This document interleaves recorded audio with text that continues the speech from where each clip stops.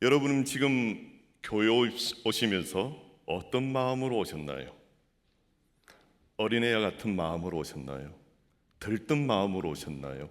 하나님을 만나고자 하는 그 기쁜 마음으로 오셨나요? 아니면은 무거운 짐을 갖고 오셨나요? 오늘 우리는 아이라는 제목으로 우리 말씀을 나누고자 합니다. 복음서를 읽다 보면 어린아이를 주제로 말씀을 전하시는 부분이 여러 번 있음을 알 수 있습니다. 오늘 본문 같은 내용은 복음서에 기록되어 있고요.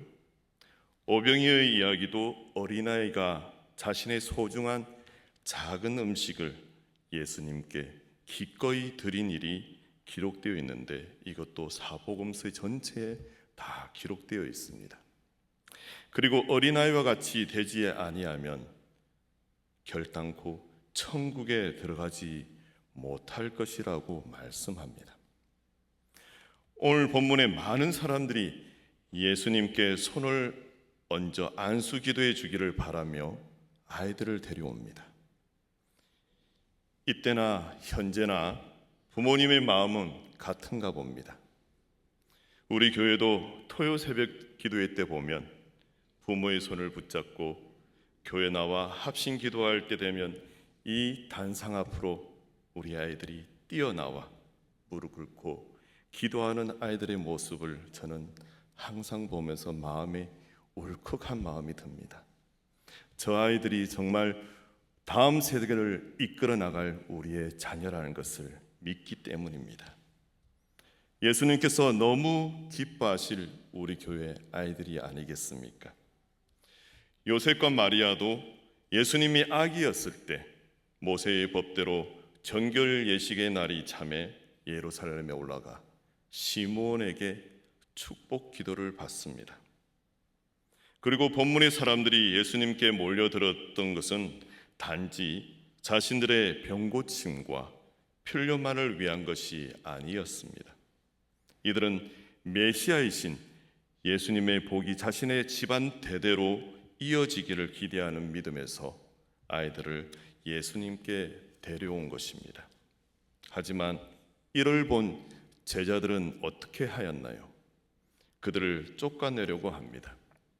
그러자 예수님께서 어린아이들을 용납하고 내게 오는 것을 금하지 말라, 천국이 이런 사람의 것이니라고 말씀하고 손을 얹어 안수 기도해 주셨습니다.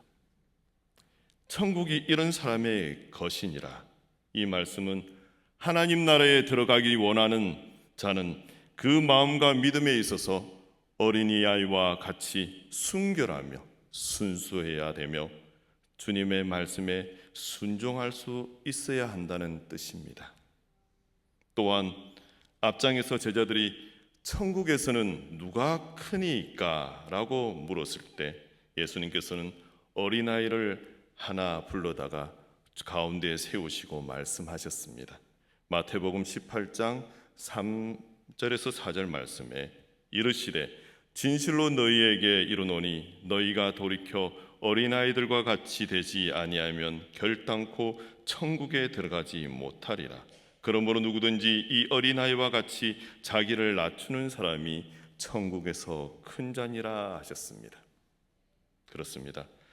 하나님 나라에 들어가려면 먼저 순결해야만 합니다. 순수해야 합니다. 그리고 겸손해야 합니다. 순결이란 아케라이오스라고 하는데 아무것도 섞이지 않는 것, 불순물이 전혀 없는 것을 뜻합니다. 서로 다른 두 종류가 혼합되는 것을 금하는 규례가 있습니다. 요즘 TV를 보면 사자와 호랑이를 교배하여 라이거라는 변종을 만들었다고 하지 않습니까? 또 밭 한 일항에는 옥수수를 심고 다른 일항에는 고구마를 심거나 하지 말라는 것입니다. 그리고 옷을 직조할 때 재료를 섞어서 혼방을 만들어 입지 말고 면이면 면, 나이론이면 나이론으로 만들어 입으라는 것입니다. 이와 같은 규제는 1차적으로 하나님의 창조 법칙에 근거하여 자연의 질서 및 순서를 그대로 따르라는 것입니다. 그리고 2차적으로는 하나님과 이방 종교, 영적인 것과 육적인 것을 혼합시키지 말고 잘 구별하여 순수한 하나님, 그 신앙을 유지하라는 것입니다. 교회 다니면서 혹시 절간에 가는 분들 있습니까? 사원에 가거나 무당을 찾아가서 올해의 신수를 알아보는 자들도 있습니까?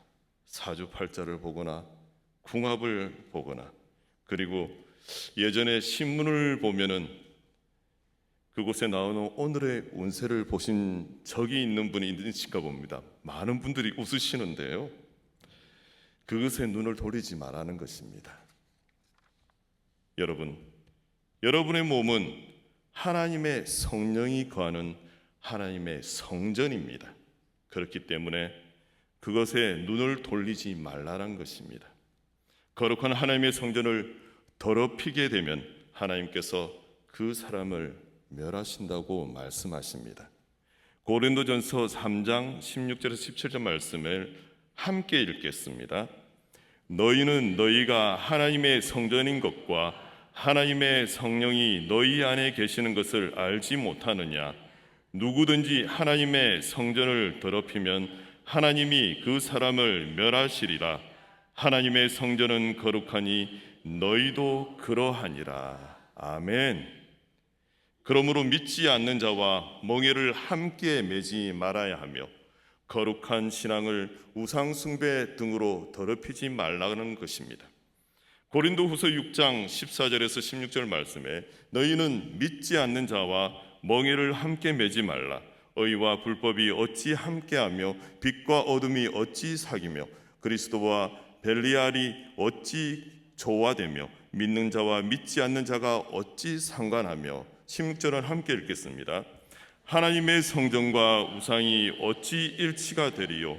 우리는 살아계신 하나님의 성전이라. 이와 같이 하나님께서 이르시되 내가 그들 가운데 거하며 두루 행하여 나는 그들의 하나님이 되고 그들은 나의 백성이 되리라 하였습니다. 아멘. 예수 믿는 성도는 어떤 환경과 처지에서도 항상 신앙의 순수성과 순결을 지켜야 거룩한 하나님의 백성이 되는 것입니다. 성경에 나오는 인물 중에 순결하고 순수하며 자기 자신을 낮춘 이들이 많이 나옵니다. 그중 두 사람을 통해 은혜를 나누어 보도록 하겠습니다. 먼저 욥입니다. 욥은 진실하고 정직하며 하나님을 두려워하는 마음으로 섬기고 악을 멀리하는 사람입니다. 그에게는 7 아들과 3 딸이 있었으며 많은 종도 거느리고 있어서 사실 동방에서 제일 가는 부자였습니다. 그런데 어느 날 하나님께서 사탄에게 너가 내 종 욥을 주의하여 보았느냐고 물으시며 욥에 대해 이렇게 칭찬합니다. 욥기 1장 8절 말씀에 여호와께서 사탄에게 이르시되 내가 내 종 욥을 주의하여 보았느냐? 그와 같이 온전하고 정직하여 하나님을 경외하며 악에서 떠난 자는 세상에 없느니라. 이렇게 말하자 사탄이 욥이 하나님을 두려운 마음으로 섬기는데 어찌 이유가 없겠습니까? 주께서는 항상 그와 그 가정과 그 재산을 보호하고 그가 하는 모든 일에 축복해 주셔서 그의 가축이 온 땅을 덮을 만큼 부자가 되게 하셨습니다. 그러나 그가 소유한 모든 것을 한번 빼앗아 보십시오. 그러면 당장 그가 정면으로 주를 저주할 것입니다. 라며 까닭없이 욥이 그렇게 신앙을 지킬 리가 없다고 주장하면서 욥의 모든 소유를 빼앗으면 당장 하나님을 저주하고 믿음을 버릴 것이라고 말합니다. 이에 하나님께서 좋다. 내가 그의 소유를 내 마음대로 하라. 그러나 그의 몸에서 손을 대지 말라고 하십니다. 그러자 사탄은 곧 욥을 치기 시작합니다. 하루는 욥의 자녀들이 맏형의 집으로 모여 식사하는 중 스바 사람들이 기습 공격해서 모든 가축과 그리고 종들을 죽여버리고 약탈합니다. 이러한 불상사를 당한 데 이어 욥의 자녀들이 모두 함께 모여 식사를 하는데 그 자리에 갑자기 사망에서 폭풍이 불어서 집 내 모퉁이가 무너져 자녀들이 한꺼번에 몰살당하게 됩니다. 이러한 환난을 당한 욥이 땅에 엎드려 예배하며 이렇게 기도합니다. 내가 태어날 때 아무것도 가져온 것이 없었으니 죽을 때에도 아무것도 가지지 못하리라. 주신 이도 여호와시요 거둔 이시도 여호와시니 여호와의 이름이 찬양을 받으실지니이다 합니다. 이렇게 엄청난 환난과 재난을 당하고도 욥은 범죄하거나 하나님을 원망하지 않았습니다. 다시 말해 자신의 믿음을 의심하거나 더럽히지 아니하고 순전히 지켰습니다. 이러한 욥을 보시고 하나님께서 사탄에게 다시 이렇게 말씀하십니다. 욥기 2장 3절에 여호와께서 사탄에게 이르시되 내가 내 종 욥을 주의하여 보았느냐 그와 같이 온전하고 정직하여 하나님을 경외하며 악에서 떠난 자가 세상에 없느니라.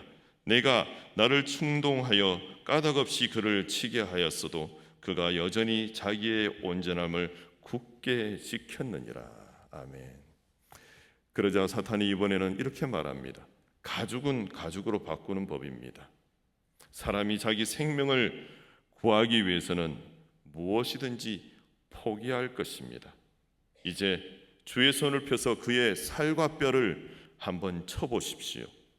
그러면 당장 그가 정면으로 주를 욕할 것입니다 라고 말합니다. 그래서 하나님은 또 좋다. 내가 그를 내 마음대로 하라. 그러나 그의 생명은 헤아리지 말라고 하십니다. 이 사탄은 욥을 쳐서 그의 발바닥에서부터 머리끝까지 악성 종기가 나게 합니다. 욥은 제 가운데 앉아 질그릇 조각을 가져다가 자기 몸을 긁고 있는데 그의 아내가 와서 말합니다. 당신이 그래도 자기의 온전함을 굳게 지키느냐? 하나님을 욕하고 죽어라. 그러나 욥은 아내의 독설과 저주에도 맞대응하여 입술을 더럽히거나 자기 신앙을 더럽히지 아니했습니다.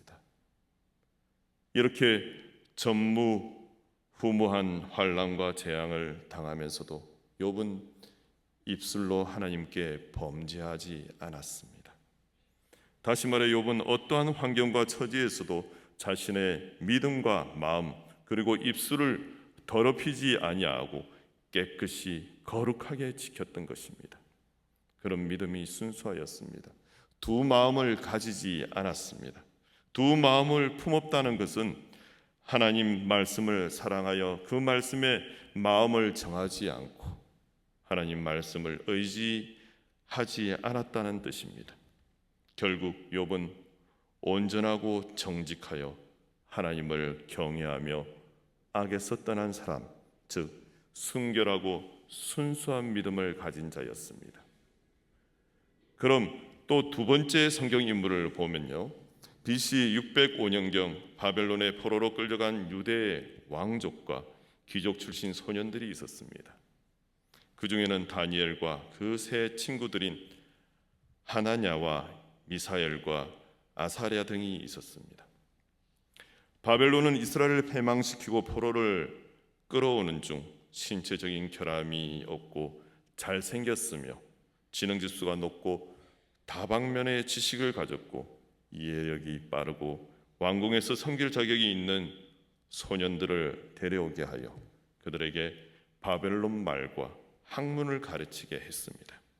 그리고 그들을 왕궁 최고의 음식을 제공하고 3년 동안의 수련 과정이 끝나면 왕 앞에서 섬길 수 있도록 하였습니다. 이때 다니엘은 궁중 음식을 먹지 않기로 마음을 굳게 다짐합니다.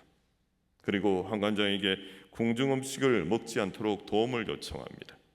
그 이유는 당시 궁중 음식은 모든 바벨론에서 숭배하는 우상 앞에 제물로 바친 것들이었기 때문입니다. 우상 숭배는 물론 우상의 제물을 먹지 말라는 하나님의 말씀에 따라 살기 위해 거절한 것입니다.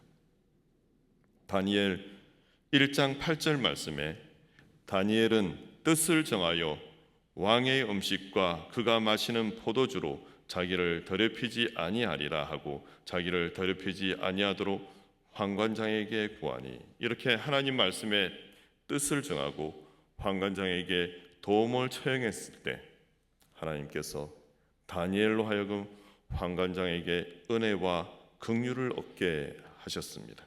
그러나 환관장은 왕을 두려워하여 다니엘에게 이렇게 말합니다. 왕이 너희 먹을 것과 마실 것을 지정하셨는데 만일 너희가 초치하여 너희 얼굴이 다른 소년들보다 못하게 되면 왕이 나를 죽일지도 모른다 합니다.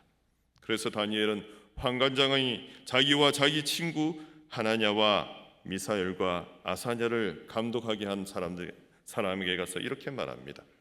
우리를 10일 동안 시험해 보십시오. 우리에게 채소와 물만 주어 먹게 하고 그 위에 왕의 음식을 먹은 소년들과 비교하여 우리의 얼굴의 모습을 보고 우리를 처분하십시오. 환관장은 이 제의를 승낙하고 이들을 10일 동안 채소와 물만 먹게 합니다. 그런데 10일 후에 보니 어떻게 되었을까요?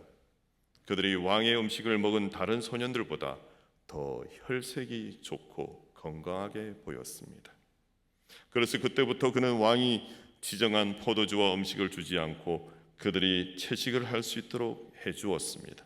그런데 이렇게 하나님께 뜻을 정하고 우상의 제물로 자신을 더럽히지 않기를 굳게 지킨 이 네 소년에게 하나님께서는 학문과 그 밖에 모든 것을 통달할 수 있는 지혜와 지식을 주셨으며 특별히 다니엘에게는 꿈과 환상을 해석할 수 있는 능력도 주십니다. 다니엘 1장 17절 말씀에 하나님이 이 네 소년에게 학문을 주시고 모든 서적을 깨닫게 하시고 지혜를 주셨으니 다니엘은 또 모든 환상과 꿈을 깨달아 알더라. 바벨론 왕이 정한 3년 동안의 수련 과정이 끝나자 궁중 대신 그들을 느부갓네살 왕 앞으로 데리고 갑니다. 왕이 그들과 대면하여 이야기해 보니 다니엘과 그 네 친구들은 다른 소년들보다 우수했습니다. 그래서 그들이 왕을 섬기는 자들이 되었고 왕은 그들에게 어떤 문제를 풀어도 그들의 지혜와 총명이 그 나라의 어떤 마술사나 점술가보다 10배나 더 낫다는 것을 알게 됩니다. 이렇게 해서 결국 다니엘과 세 친구들은 바벨론의 총리로 오르게 됩니다. 성도 여러분, 오직 하나님 말씀에 뜻을 정하고 그 말씀을 사랑하는 생활로 어떠한 환경과 처지에서도 자신을 더럽히지 아니하고 신앙의 순결함을 지킨 욥과 다니엘과 세 친구와 같이 우리도 순결하며 겸손한 삶을 살읍시다. 하나님께서 믿음을 가지지 못하고 그 말씀을 전적으로 신뢰하지 못하는 사람은 마치 바람에 밀려 요동하는 바다 물결 같다고 했습니다. 믿음으로 구하고 조금도 의심하지 말고 끝까지 인내하며 기다리며 분명히 하늘 문이 열릴 것을 인내하며 기다릴 때 분명히 열릴 것을 믿습니다. 의심하는 사람은 바람에 밀려 출렁거리는 바다 물결과 같은 것입니다. 그런 사람은 주님으로부터 무엇을 받으리라고 생각해서는 절대 안 됩니다. 그는 이중인격자이며 언제나 자기가 하는 일에 갈피를 못 잡고 흔들리는 사람입니다. 야고보서 1장 6절에서 8절 말씀을 보면요, 오직 믿음으로 구하고 조금도 의심하지 말라. 의심하는 자는 마치 바람에 밀려 요동하는 바다 물결 같으니 이런 사람은 무엇이든지 주께 얻기를 생각하지 말라. 두 마음을 품어 모든 일에 정함이 없는 자로다. 두 마음을 품어 모든 일에 정함이 없는 자는 마음이 항상 불완전하거나 변화가 쉬운 사람을 뜻합니다. 그리고 하나님을 떠나기 쉬운 자들입니다. 그래서 야고보는 계속해서 이렇게 권면하고 있습니다. 야고보서 4장 8절 말씀에 하나님을 가까이 하라. 그리하면 너희를 가까이 하시리라. 죄인들아 손을 깨끗이 하라. 두 마음을 품은 자들아 마음을 성결하게 하라. 아멘. 성도 여러분, 삐뚤거리고 잘못된 세대 가운데서 여러분이 흠없는 하나님의 자녀로서 깨끗하고 순수하게 살아갈 때 하나님의 별처럼 빛날 것입니다. 그렇게 되면 그리스도께서 다시 오실 때에 하나님의 자랑스러운 자녀가 될 것입니다. 주께서 여러분의 마음을 굳세게 하시고 순결한 마음으로 채워주십니다. 예수님께서 그분의 모든 성도들과 함께 오실 때에 하나님, 우리 아버지 앞에서 흠잡을 데가 없는 거룩한 하나님의 자녀로 상 받을 것입니다. 그분은 참 하나님이시지만 참 사람이 되셔서 사람으로 사셨습니다. 그것은 믿음을 수 없을 만큼 자신을 낮추는 과정이었습니다. 그분은 특권을 주장하지 않으셨습니다. 오히려 사심없이 순종하며 사셨고 사심없이 순종하며 하나님의 뜻에 따라 죽으셨습니다. 그것도 가장 참혹하게 십자가에서 죽으셨습니다. 그 순종으로 말미암아 하나님께서는 그분을 높이 들어 올리시고 어떤 사람이나 사물도 받아본 적이 없는 영광을 그분에게 주셨습니다. 그래야 하늘과 땅에 있는 모든 피조물이 그리고 오래전에 죽어 땅에 묻힌 사람들까지도 예수 그리스도 앞에 경배하게 하시고 그분이 만물의 주님이심을 찬양하게 하셔서 하나님 아버지께 큰 영광을 돌리게 하셨습니다. 이러한 마음을 예수 그리스도의 마음이라고 합니다. 예수 그리스도의 마음을 가지고 사는 것이 바로 자기를 낮추어 사는 것입니다. 자신의 소유권을 주장하지 아니하며 권리를 주장하지 아니하며 강요하지도 않으며 하나님의 뜻과 말씀 아래 깊이 겸손히 허리를 굽히며 하나님께 완전히 복종하며 이것으로 행복하며 만족하는 것이 예수 그리스도의 마음인 것입니다. 코펜하겐에 있는 한 교회에는 소왈슨이 만든 수고하고 무거운 짐진 자들은 다 내게로 오라고 초청하는 모습의 유명한 예수님의 동상이 서 있습니다. 어떤 사람이 그 동상 앞에서 그 동상을 보면서 혼자 중얼거렸습니다. 그렇게 유명한 동상이라고 해서 와봤더니 별거 없군 하며 실망하고 있었습니다. 그 실망하는 모습을 눈치채고 그 동상을 아주 잘 알고 있는 한 사람이 그에게 말했습니다. 선생님, 가까이 다가가서 보셔야 돼요. 그리고 그 앞에 무릎을 꿇고 올려다 봐야 그리스도, 예수 그리스도의 얼굴이 보입니다 하였습니다. 그렇습니다. 주님 앞에 무릎을 꿇지 않고는 주님을 볼 수가 없습니다. 우리가 무릎을 꿇어야 하는 데는 그럴 만한 이유가 있는 것입니다. 꿇는 행위 그 자체가 중요합니다. 자기를 낮추어야지만 예수님이 보입니다. 자기를 낮추어야지만 예수 그리스도의 마음을 가지고 살 수 있습니다. 여러분, 어떠한 환경과 처지에서도 오직 하나님과 하나님 말씀의 뜻을 정하여 자신을 깨끗하게 지켜가며 순결하고 순수한 어린아이처럼 자신을 낮추고 오직 예수 그리스도의 마음으로 예수 그리스도를 본받아 살아갑시다. 그래야 저 천국에서 만나 함께 찬양하며 예배드릴 수 있는 저와 여러분이 되시기를 주님의 이름으로 축원합니다.